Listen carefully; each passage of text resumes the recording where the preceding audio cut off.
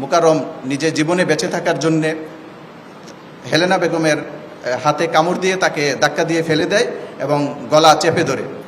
সাথে সাথে তাসলিমার হাত থেকে হাতুড়ি নিয়ে আঘাত করার চেষ্টা করে। তখন হাতুড়িটি নিচে পড়ে যায়।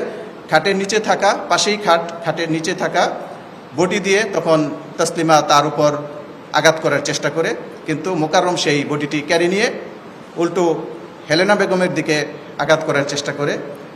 তখন দুইজনের দস্তাদস্তিতে এক পর্যায়ে বডিটি নিচে পড়ে যায়। তখন সাথে সাথে হেলেনা বেগম বডিটিকে হাতে নিয়ে উক্ত ভিকটিম মোকাররমের গলা বরাবর সর্বশক্তি নিয়ে আঘাত করে। তখন সাথে সাথেই উক্ত ভিকটিম মাটিতে হেলে পড়ে। তার তৎক্ষণাৎ তার মেজো মেয়ে, যার সাথে রাতে অশোভন আচরণ হওয়ার প্রচেষ্টা ছিল, সে মাটিতে পড়ে থাকা হাতুড়ি নিয়ে উক্ত ভিকটিমের মাথায় আঘাত করে। তার পরপর তাসলিমা বেগম বটি নিয়ে আবার ভিকটিমের উপর এলোপাতাড়ি কুপাতে থাকে। এরই ধারাবাহিকতায় কিছুক্ষণের মধ্যেই তার মৃত্যু নিশ্চিত করে ডেড বডিকে তারা তাদের ওয়াশরুমে, যে অ্যাটাচ বাথরুম আছে, সেই এক রুমের বাসা, তার সাথে একটা বাথরুম এবং একটা রান্নাঘর রয়েছে, ওখানে নিয়ে যায়।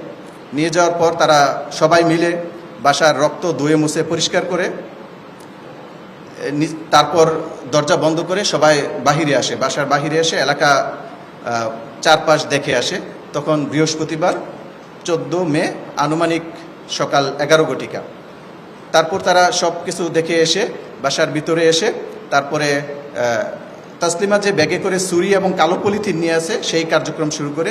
ছুরি দিয়ে বাথরুমের মধ্যে প্রত্যেকটা অঙ্গকে আলাদা আলাদা কেটে, প্রথমে মাথাকে বডি থেকে আলাদা করে, তারপরে হাতকে আলাদা করে, তারপরে পাকে আলাদা করে এক নৃশংস জঘন্যতম এক হত্যাকাণ্ডের পরবর্তী কার্যক্রম তারা খুব ঠান্ডা মাথায় সম্পন্ন করে।